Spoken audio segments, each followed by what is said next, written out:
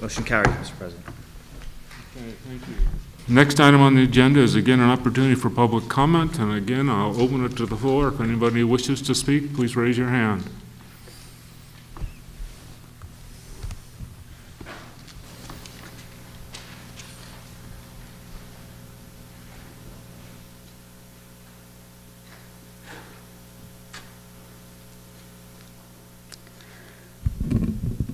My name is Tracey Rico.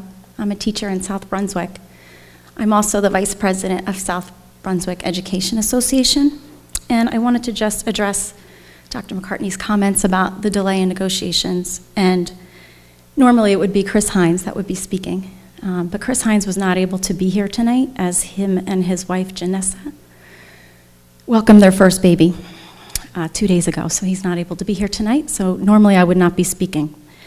But I felt that there was a need just to clarify, just from the union's point of view in terms of the delay in negotiation process.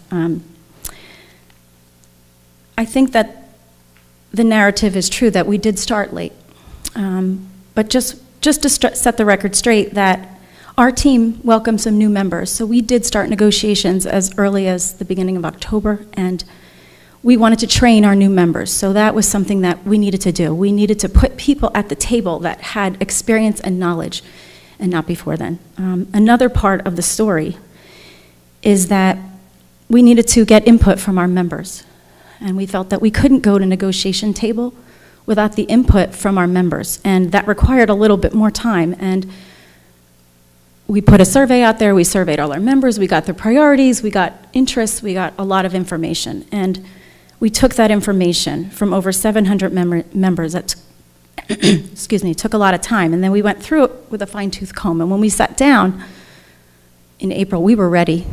We had everything outlined. We went through that contract, and we had, I thought, a fair proposal. And at that point, the board in April, you guys came to the table without that scattergram, and that allowed us to do only just so much. And it took a little while. That delayed the process just a little bit there, and we finally did get the scattergram, then we can start. But you're right, that was a delay. But you can see from our point of view, we were in good faith trying to get to a settlement.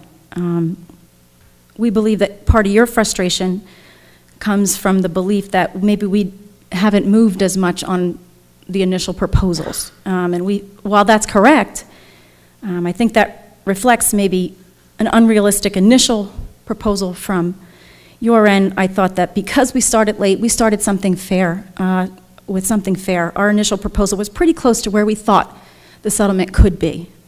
It was a no-nonsense deal. We thought it didn't reflect any wishful thinking items, but we felt that that strategy was not adopted on both sides. And I think that the entire membership of SBEA, and none more than our negotiations team, is more ready to reach a settlement. But we need a settlement that's going to not only reflect the tough economic times for the board in this community, but also for our members. They're facing the same economic struggles. And as you know, there's been a lot of cuts, and the premium sharing that our district members are paying all puts on that load, and these are all considerations that we put on the table. And so I feel that when we see that there is a fair settlement on that table, we will definitely settle. We are more than ready. We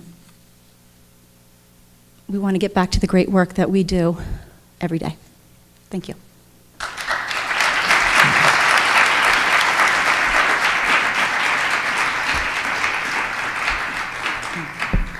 Again, thank you, and just a reminder that negotiations take time. And, you know, we want an agreement every bit as much as you do. It just takes time for both sides to come together and find that point in the middle where neither side is happy, but both sides can accept. And that's when you know you're going to find the agreement. And that's where we have to work towards.